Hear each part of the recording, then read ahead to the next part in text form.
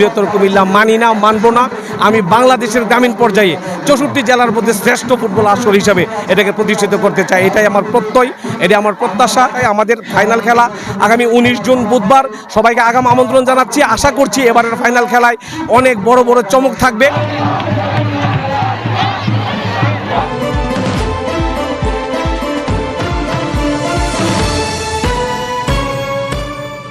আপনারা দেখছেন নবীনগর নিউজ। বৃহত্তর কুমিল্লার সবচেয়ে বড় ফুটবল আসর লাখ টাকার গোল্ড কাপ ফুটবল টুর্নামেন্টের উদ্বোধনী খেলা অনুষ্ঠিত হয়েছে। শুক্রবার বিকেলে ব্রাহ্মণবাড়িয়া নবীনগরের ঐতিহাসিক লাউর ফতেহপুর খেলার মাঠে অত্র টুর্নামেন্টের শুভ উদ্বোধন করেন বিশিষ্ট সমাজসেবক ও আসন্ন উপজেলা পরিষদ নির্বাচনে চেয়ারম্যান পদপ্রার্থী মোহাম্মদ ফারুক আহমেদ। উদ্বোধনী খেলায় অংশগ্রহণ করেন নবীনগরের শিবপুর ইউনিয়ন ফুটবল একাদশ বনাম কসবা উপজেলার অঙ্কুরি ফুটবল একাদশ। লাখ টাকার গোল্ড কাপ ফুটবল টুর্নামেন্টের প্রধান পৃষ্ঠপোষক ব্যারিস্টার জাকির আহমদের প্রধান পৃষ্ঠপোষকতায় এবারের উদ্বোধনী অনুষ্ঠানটি ছিল ব্যাপক জমজমাট। দুই দলই খুব হাড্ডাহাড্ডি লড়াই করছে এবং অনেক ভালো ভালো খেলোয়াড় দিয়ে তারা টিম গঠন করেছে। তো হাজার হাজার দর্শক এই প্রচণ্ড গরম উপেক্ষা করে উপস্থিত হয়েছে। আমি এতটুকু বলতে চাই, সবাই বলে যে বৃহত্তর কুমিল্লার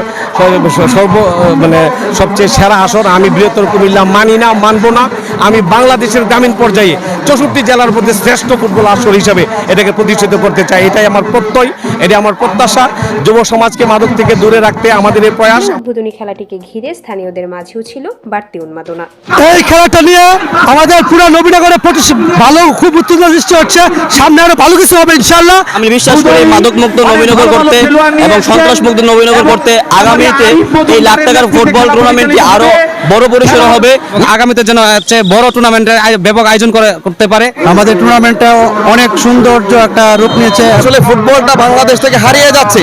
এই হারিয়ে যাওয়া ফুটবলকে পুনরুদ্ধারের জন্য ব্যারিস্টার জাকির আহমেদও এই হারিয়ে যাওয়া ফুটবল টুর্নামেন্টকে আবার ফিরিয়ে আনতে চাচ্ছেন দর্শকদেরকে এই ফুটবল মাঠে।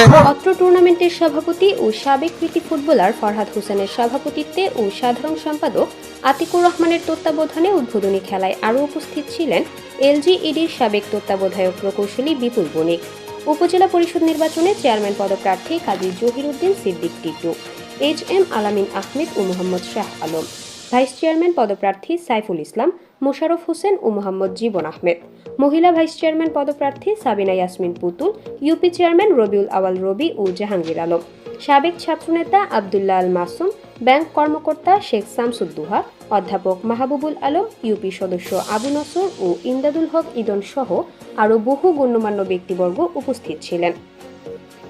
এ সময় উপস্থিত সকল অতিথিরা এত সুন্দর একটি বড় ফুটবল আসরের আয়োজন করায় টুর্নামেন্টের প্রধান পৃষ্ঠপোষক ব্যারিস্টার জাকির আহমদ সহ সংশ্লিষ্ট সবাইকে সাধুবাদ জানান। তারা বলেন, যুব সমাজকে মাদক থেকে দূরে রাখতে এই ধরনের টুর্নামেন্ট গুরুত্বপূর্ণ ভূমিকা পালন করেন। তাই আগামীতে আরও বড় পরিসরে অত্র টুর্নামেন্টটিকে আয়োজন করার জন্য সংশ্লিষ্ট সবার প্রতি তারা আহ্বান জানান।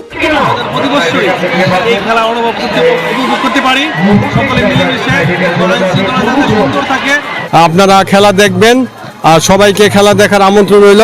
সুন্দর সুশৃঙ্খলভাবে আমাদের কমিটি পরিচালনা করছেন, আপনারা সাংবাদিক কিন্তু প্রচার করছেন, আপনাদেরকে অনেক ধন্যবাদ। তীব্র তাপদাহের মধ্যেও খেলা শুরুর নির্ধারিত সময়ের পূর্বেই পুরো মাঠের চারপাশ দর্শকদের উপস্থিতিতে কানায় কানায় পূর্ণ হয়ে ওঠে। খেলায় ধারাভাষ্য প্রদান করেন এস.এ. বিপ্লব ও অ্যাডভোকেট শফিকুল ইসলাম আকাশ।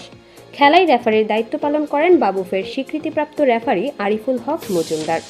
উদ্বোধনী খেলায় নবীনগরের শিবপুর ইউনিয়ন ফুটবল একাদশকে ট্রাইব্রেকারে হারিয়ে কসবা উপজেলা অঙ্কুরি ফুটবল একাদশ জয়লাভ করেন। নবীনগরের ঐতিহাসিক লাউর ফতেহপুর খেলার মাঠ থেকে ঘুরে এসে নিজস্ব প্রতিনিধি কাউসার আলমের পাঠানো তথ্যচিত্রে নবীনগর নিউজ। ভর্তি চলছে লাউর ফতেহপুর ব্যারিস্টার জাকির আহমদ কলেজ, নবীনগর, ব্রাহ্মণবাড়িয়া। 2024-25 শিক্ষাবর্ষে একাদশ শ্রেণীতে বিজ্ঞান, মানবিক ও ব্যবসা শিক্ষা শাখায় ভর্তি চলছে।